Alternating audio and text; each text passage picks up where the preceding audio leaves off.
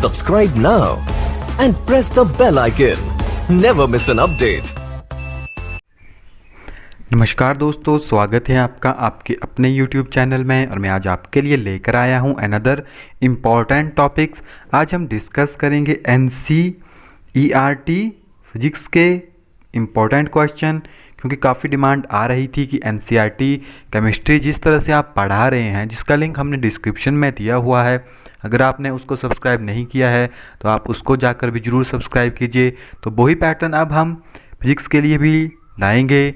हम यहाँ पे आपको NCERT से रिलेटेड जो भी MCQ होंगे, जो भी इम्पोर्टेंट क्वेश्चन होंगे, वो यहाँ पे डिस्कस करेंगे। तो कल हम जो भी इम्पोर्टेंट फॉर्मूलेस थे, डेफिनेशन थी, वो हमने स्टडी कर ली थी।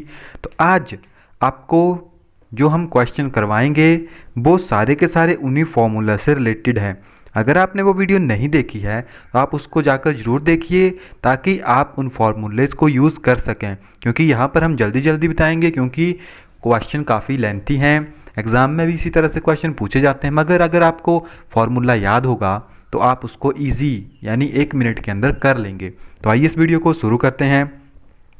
पहला क्वेश्चन है हमारे पास, the focal length of a lens is. जो हमारे पास लेंस होता है उसकी जो फोकल लेंथ होती है वो कितनी होगी। Same for all wavelength, maximum for red and minimum for violet, 0 for red and infinity for the violet, maximum for the violet and minimum for the red. जो आपके पास फोकल लेंथ होगी lens की, वो किसके लिए कितनी होगी। तो यहाँ पर हमारे पास एक फॉर्मूला था जिसे हम यूज़ करते थे लेंस की फोकल लेंथ निकालने के लिए। वो क्या था हमारे पास, 1/f is equal to n-1। कल हमने आपको ये बताया था 1 - 1/r2। ओके, ये हमारे पास फार्मूला था। जब हम इस फार्मूले को, या जो हमारे पास ये फार्मूला है, इसमें हमारे पास f की वैल्यू कितनी थी, f था वो डायरेक्टली प्रोपोर्शनल था 1/n के। ये भी हमने कल आपको बताया था। जब आपके पास ये वैल्यूज़ आती है तो यहाँ पर इसको मॉडिफाई करके हमारे पास एक टर्म बनती है n is inversely proportional to 1/λ², कि जो n है आपके पास वो क्या है, आपके पास इन्वर्सली प्रोपोर्शनल है किसके, λ² के।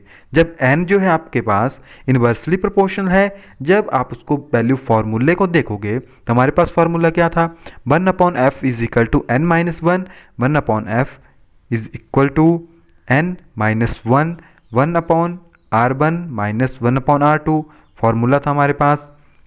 और हमने f जो हमारे पास directly proportional to, inversely proportional to 1/n, यानी यहाँ पे इस फॉर्मूले के अकॉर्डिंग।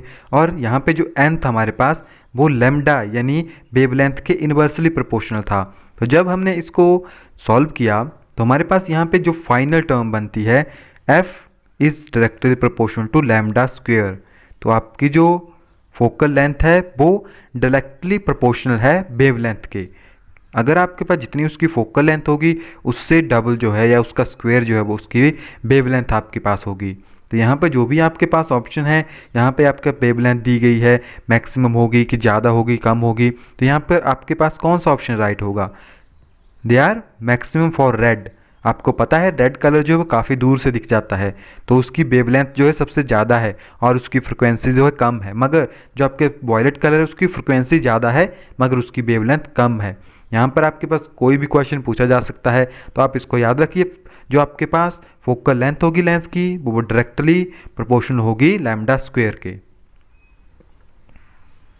नेक्स्ट क्वेश्चन है हमारे पास, a person can not see distinctly any object place beyond 2 metre for his eye. एक पर्सन है जो कि 2 मीटर से दूर की चीज़ों को नहीं देख पाता। The power of the lens which will enable him to see distant star clearly is. तो उस ऑब्जेक्ट, जो पर्सन है उसको कौन सी पावर का लेंस देना चाहिए जिससे कि वो डिस्टिंक्ट ऑब्जेक्ट को क्लियरली देख सके।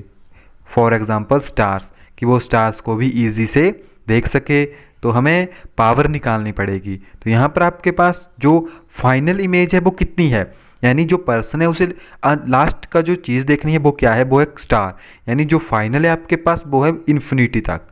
अब हम यहाँ पे लेंगे माइनस साइन में, और जो आपके पास इनिशियल है जहाँ से वो स्टार्ट होगी वो है आपके पास 2 मीटर। ओके, ये सारी की सारी टर्म हम माइनस में ले रहे हैं, तो लेंस फार्मूला हमारे पास क्या होता है, 1/f is equal to 1/v minus 1/u। Okay, तो हमारे पास जो फोकस लेंथ है वो कितनी है उसकी, -2 मीटर्स, क्योंकि वो वहीं तक देख पा रहा है, उसकी फोकस ही वहीं पे है, तो f की वैल्यू आपके पास आ गई -2 metre according to this formula. जो हमने हमारे पास ये फार्मूला था is equal to 1/u plus 1/v, जब हमने इस वैल्यू में इस वैल्यू को पुट किया तभी हमारे पास ये -2 आ गया। ओके, -2 आ गई f की वैल्यू, तो उसकी जो फोकस लेंथ है, तो पावर कितनी होती है हमारे पास, पावर होती है 1/f, ये पावर का फार्मूला है फॉर लेंस। तो कितनी है आपके पास 1/-2, कितनी आएगी आपके पास -0.5 डायोप्टर। डायोप्टर जो है वो यूनिट है पावर के ऑफ लेंस। तो इस तरह से हम इस क्वेश्चन को करेंगे। तो हमारे पास राइट आंसर कौन सा आया, वो आया -0.5 डायोप्टर। इस तरह से हम यूज़ करेंगे लेंस का, जिसकी पावर जो है वो इतनी होगी। ओके, नेक्स्ट क्वेश्चन है हमारे पास, the correct arrangement of colour in the decreasing order of their wavelength is. यहाँ पर आपको डिक्रीजिंग वेवलेंथ के ऑर्डर में अरेंज करना है, तो आपको सबसे पहले सीक्वेंस याद होना चाहिए रेनबो का, यानी बिबक्योर। यहाँ पे अब सबसे ज़्यादा वेवलेंथ किसकी होती है, रेड कलर की, इसकी सबसे ज़्यादा वेवलेंथ है, इस तरफ को डिक्रीज़ करेगी। और फ्रिक्वेंसी क्या है, फ्रिक्वेंसी इसकी सबसे ज़्यादा है, तो ये इस तरफ को क्या करेगी, डिक्रीज़ करेगी, ये इस साइड को डिक्रीज़ करेगी। यहाँ पे पूछा क्या गया है, वेवलेंथ सबसे ज़्यादा किसकी होगी, यहाँ पे जो भी आप ऑप्शन देखोगे तो सबसे ज़्यादा किसकी होगी, ऑरेंज कलर की। सबसे पहले आपके पास आ गया ऑरेंज। नेक्स्ट आपके पास यहाँ पे कौन आएगा, येलो, ये आपके इसको 1 मान लीजिए, 2, 3, 4, 5, 6 एंड 7। तो सबसे पहले आपके पास कौन आएगा, ऑरेंज आएगा। यहाँ पे ऑरेंज कहाँ पे है, ऑरेंज यहाँ पे सेकंड में है। ऑरेंज कहाँ पे आपके पास, एक सेकंड में है और एक फोर्थ में है। तो आपके पास जो फर्स्ट ऑप्शन है एंड जो आपके पास सेकंड ऑप्शन है और आपके पास थर्ड ऑप्शन है, वो तो पहले ही गलत हो गए। आपके पास बचे केवल 2 ऑप्शन। नेक्स्ट आपके पास यहाँ पे येलो आ रहा है, ये आपके पास सही है, ग्रीन दिया हुआ है, ये गलत हो गया आपके पास। यहाँ पे बाद में आपके पास ग्रीन है, उसके बाद आपके पास वॉयलेट है, तो ऑप्शन नंबर बी जो है यहाँ पर आपके पास राइट है।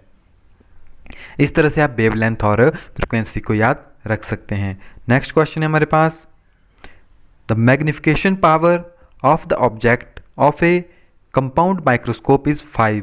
हमारे पास मैग्निफिकेशन पावर दी गई है एक कंपाउंड की, वो है आपके पास 5 कंपाउंड माइक्रोस्कोप की।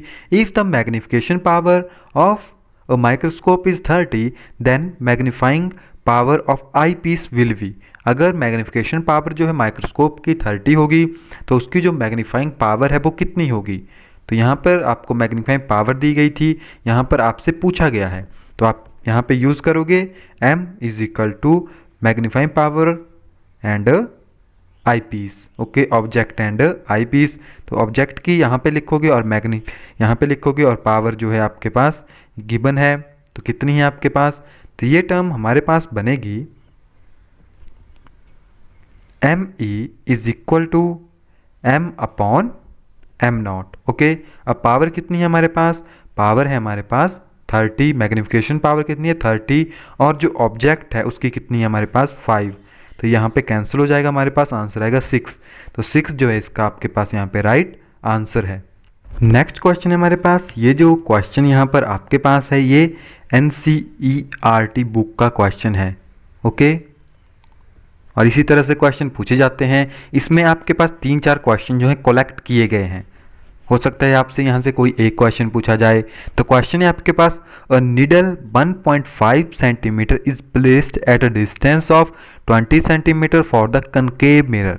आपके पास कनकेव मिरर है, कनकेव मीन जिसके आउटसाइड जो है आपके पास पेंट होगी और इनसाइड जो है आपके पास वो रिफ्लेक्टिव या रिफ्रैक्टिव पोर्शन होगा, तो रिफ्लेक्ट होगी। आपके पास एक नीडल है जिसकी हाइट कितनी है 1.5 सेंटीमीटर। वो कितनी प्लेस्ड की गई है, वो प्लेस्ड की गई है 20 सेंटीमीटर, और जो फोकस लेंथ है वो कितनी है उसकी, वो है 15 centimetre. At what distance from the mirror should a screen be placed in order to receive a sharp image. अब हमें यहाँ पे निकालना है कि हमें जो एक स्क्रीन है वो कहाँ पे प्लेस करनी है कि हमें एक शार्प इमेज मिले, एकदम परफेक्ट इमेज मिले। आपको यहाँ पे बताना है कि उसका नेचर कैसा होगा, साइज कितना होगा इमेज का, इफ द नीडल, और नेक्स्ट कंडीशन है कि अगर नीडल को मूव किया जा रहा है, if the needle is moved close to the mirror how will the screen have to be move. तो अगर हम नीडल को मूव करेंगे मिरर की तरफ तो जो हमने स्क्रीन सेट की होगी उसे हमें किस तरफ को मूव करना पड़ेगा या आपको क्या करना पड़ेगा उस कंडीशन में। 3-4 क्वेश्चन यहाँ पे कवर किए गए हैं, काफ़ी इंपॉर्टेंट क्वेश्चन है, कितने कंसेप्ट आपके यहाँ से क्लियर हो जाएंगे। तो सबसे पहले चलते हैं हम इसकी शार्प इमेज की तरफ कि इसकी जो इमेज है वो कहाँ पे बनेगी शार्प। ओके, तो रियल वर्चुअल इमेज, यहाँ पे आपको पता है कि जो इमेज बनेगी वो तो आपके पास वर्चुअल ही होगी क्योंकि रियल इमेज जो है वो उसी डायरेक्शन में बनती है, मगर ये जो है इसके सामने बनेगी। तो यहाँ पे सबसे पहले हमें दिया गया है नीडल की वैल्यू कि नीडल का साइज़ कितना है, उसका जो डिस्टेंस है वो कितने पर रखी गई है 20 है, और जो आपके पास उसकी फोकस लेंथ है वो भी गिवन है। तो यूज़ करेंगे हम यहाँ पे mirror formula 1/f is equal to 1/u plus 1/v। अब यहाँ पे निकालना क्या है, हमें यहाँ पे निकालना है हमें eight what distance the mirror should be screened. तो हमें ये बताना है कि कौन से डिस्टेंस के ऊपर वैल्यूज निकलेगी। तो यहाँ पर हमें गिवन क्या है, u यानी इनिशियल डिस्टेंस हमें गिवन है, इसे लेंगे हम माइनस में। माइनस में क्यों ले रहे हैं, क्योंकि हम जब हम जहाँ से लाइट पड़ती है अगर उसकी अपोजिट साइड को हम कैलकुलेट करेंगे तो हम माइनस में लेंगे। तो जो वैल्यूज़ है वो तो हम मिरर से लेंगे, वैल्यू आ गई -20। ओके, और f कितना है आपके पास, f है -15। तो आप यहाँ से इजी वे में v की वैल्यू निकाल सकते हो कि इमेज कहाँ पे बनेगी। फार्मूले को जब अप्लाई करेंगे तो 1/v यहाँ पे आ जाएगा, एक साइड रह जाएगा और वैल्यू जो है वो परली साइड चली जाएगी, उसको रीअरेंज कर देंगे आप तो ये बन जाएगा 1/f माइनस 1/u। ये वैल्यूज़ यहाँ पर आपके पास बन गई। जब हम इसको और सॉल्व करेंगे तो 1/f यानी f की कितनी वैल्यू है हमारे पास, वो है हमारे पास 15, हम लेंगे -15। नेक्स्ट क्या है हमारे पास, वो है पॉजिटिव में आएगी क्योंकि जो वैल्यू है वो नेगेटिव है, और जब इसको हम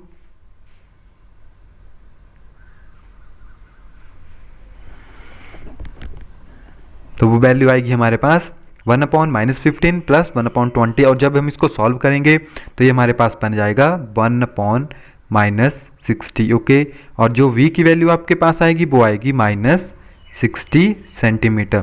यानी जब आप स्क्रीन को प्लेस करेंगे 60 centimetre away from the mirror तब आपके पास एक शार्प इमेज बनेगी। ओके, इमेज आपके पास आ गई तो आप स्क्रीन को कहाँ करोगे, जैसे कि आपके पास कनकेव मिरर है, यहाँ पे आपकी निडल है, तो आपके पास जो स्क्रीन होगी वो 60 सेंटीमीटर दूर होगी इससे। ये आपके पास फर्स्ट का आ गया स्क्रीन का। नेक्स्ट हमारे पास nature and size of the image, कि आपके पास कौन सा नेचर होगा इमेज का और इमेज का साइज क्या होगा। तो इसके लिए हमने साइज के लिए फॉर्मूला क्या पढ़ा था, लीनियर मैग्निफिकेशन, जो कि रेशियो बताता है आपको रियल इमेज की और जो आपके पास उसकी इमेज बनेगी और जो रियल ऑब्जेक्ट है उसकी। तो आपके पास यहाँ पे फॉर्मूला यूज होगा m is equal to h dash upon h minus h dash upon h, जिसे आप लिख सकते हैं -v/u। ओके, ये हमारे पास फार्मूला है, तो यहाँ पे ये वैल्यूज कैंसिल हो जाएगी तो ये हमारे पास v/v आएगा। तो यहाँ पे जो हमारे पास टर्म बनेगी या हम इसको दूसरी तरह से नहीं कर सकते क्योंकि हमारे पास मैग्निफिकेशन की पावर भी नहीं है। हमारे पास h डैश की वैल्यू हमें निकालनी है, हमें केवल h की वैल्यू पता है जो हमें वहाँ पे गिवन है 1.5 सेंटीमीटर, मगर बाकी वैल्यूज हमें पता नहीं है। तो हम इसको कन्वर्ट करेंगे इन अनदर फॉर्म उसके डिस्टेंस के अकॉर्डिंग। डिस्टेंस दोनों माइनस में है तो ये कैंसिल हो जाएंगे, तो हमारे पास इसकी वैल्यू यहाँ पे आएगी -h dash upon h is equal to u/v। ये हमारे पास इसकी वैल्यू यहाँ पे बन जाएगी। तो इससे अब हम वैल्यूज निकाल सकते हैं क्योंकि ये हमें पता है, ये भी हमें पता है, ये भी हमें पता है, h डैश की वैल्यू हम निकाल सकते हैं। तो कितनी वैल्यू हमारे पास आएगी, h की वैल्यू है हमारे पास 1.5 सेंटीमीटर एंड v की वैल्यू है हमारे पास -60 सेंटीमीटर। तो हमारे पास जो लीनियर मैग्निफिकेशन है या जो वैल्यू है वो कितनी आएगी, जब हम इसको उसमें पुट करेंगे तो हमारे पास एच डैश की वैल्यू बनेगी 1.5 इंटू 60/20, ओके, 1/5 इंटू 60/20, तो ये हमारे पास आएगी -4.5 सेंटीमीटर, ओके। तो यहाँ पे जो हमारे पास इमेज बनेगी वो बनेगी इन्वर्टेड, कौन सी, इनवर्टेड इमेज, ओके। और जो इसकी जो आपके पास नेचर होगा वो होगा रियल, सॉरी मैंने वर्चुअल कहा था, यहाँ पे जो है उसका जो नेचर बनेगा वो बनेगा रियल एंड मैग्नीफाइड, ओके। तो यहाँ पे जो है इस तरह से हम इस क्वेश्चन को करेंगे। आई होप कि आपको ये क्वेश्चन क्लियर हो गया होगा। नेक्स्ट क्वेश्चन की तरफ बढ़ते हैं हम। नेक्स्ट क्वेश्चन है हमारे पास, 2.5 centimetre needle placed 10 centimetre away from the convex mirror. अब यहाँ पे क्या है, पिछली बार आपके पास कनकेव मिरर था, यहाँ पर आपके पास कन्वेक्स मिरर है जिसमें 20 सेंटीमीटर अवे जो है निडल को रखा गया है, सॉरी फोकल लेंथ उसकी 20 सेंटीमीटर है और 10 सेंटीमीटर उसे दूर रखा गया है। What is the location of the image and the magnification. आपको यहाँ पे भी लोकेशन निकालनी है और मैग्निफिकेशन निकालनी है, दोनों की दोनों आपको यहाँ पे निकालनी है। तो आइए देखते हैं कि हमारे पास यहाँ पे क्या मिलेगा। तो यहीं पे हम वही फार्मूला यूज़ करेंगे, 1/f is equal to 1/u minus 1/u plus 1/v। तो वही आपके पास formula 1/v is equal to 1/f minus 1/u। Again आपके पास वही टर्म यहाँ पे बनेगी। अब जब हम इसको सॉल्व करेंगे, आप इसको कर लीजिए, तो v की वैल्यू हमारे पास जो आएगी वो आएगी 6.66 सेंटीमीटर। अब v जो है इमेज है, हम लाइन की डायरेक्शन में ले रहे हैं, इसीलिए ये वैल्यू आपके पास पॉजिटिव में आएगी, ओके। अब नेक्स्ट टर्म हम निकालेंगे मैग्निफिकेशन, तो अगेन वही फार्मूला h'/h। अब ये पॉजिटिव क्यों ली, क्योंकि वैल्यू जो है आपकी इमेज जो है आपके पास जो कन्वेक्स मिरर होता है उसकी बैक साइड बनती है, ओके। तो यहाँ पे आपके पास ये टर्म आएगी -v/u, तो ये आपके पास बनेगा -hv/u। ये टर्म आपके पास इस तरह बनेगी। तो जो आप एच डैश की वैल्यू निकालोगे तो एच डैश की वैल्यू आपके पास आएगी 2.5 into 6.66/10, this will be equal to 1.66 centimetre, okay. तो आपके पास जो बनेगी 1.66 जो है फाइनल इमेज बनेगी, तो यानी मैग्निफिकेशन पावर भी आपके पास वही होगी, ये लीनियर मैग्निफिकेशन, ओके। तो यहाँ पे जो आपके पास इमेज बनेगी तो साइज़ क्या होगा, साइज़ आपको पता है रिड्यूस होता है उसका, ओके। साइज़ यहाँ पे क्या होगा, रिड्यूस, क्योंकि जो फाइनल क्या बना आपके पास 1.66 सेंटीमीटर बना, रियल क्या था आपके पास 2.5 था, ओके। तो अब यहाँ पे जो है साइज़ रिड्यूस हो रहा है। हमने पीछे पढ़ा था कि कन्वेक्स में मैक्सिमम टाइम जो है साइज़ जो है इंक्रीज होता है, मगर यहाँ पे जो साइज़ डिक्रीज हो रहा है, इसीलिए जो आपके पास इमेज बनेगी वो बनेगी virtual, okay, and form behind the mirror, तो अभी हमने उसे पॉजिटिव में लिया। अब लास्ट टर्म है यहाँ पे काफ़ी इंपॉर्टेंट है, what would happen if needle is moving away the mirror, कि अगर नीडल को हम दूर करेंगे तो हमारे पास क्या होगा।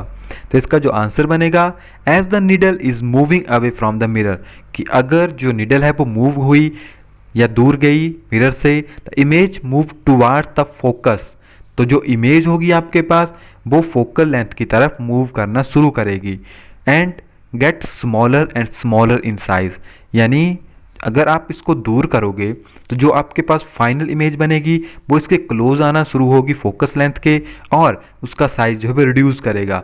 तो आपके पास क्या इफेक्ट पड़ता है, अगर नीडल इज मूविंग अवे यानी मिरर से दूर जाने लगेगी तो साइज क्या होगा आपके पास इमेज का, डिक्रीज करेगा, ओके गाइज। तो आई होप कि आपको ये क्वेश्चन अच्छे लगे होंगे, काफ़ी इंपॉर्टेंट क्वेश्चन है, काफ़ी कंसेप्ट यहाँ से आपके क्लियर होंगे। तो इस वीडियो में इतना ही है। I hope you like this video, please like and share and press the bell icon. तो मिलते हैं नेक्स्ट वीडियो में, तब तक के लिए thank you, have a nice day.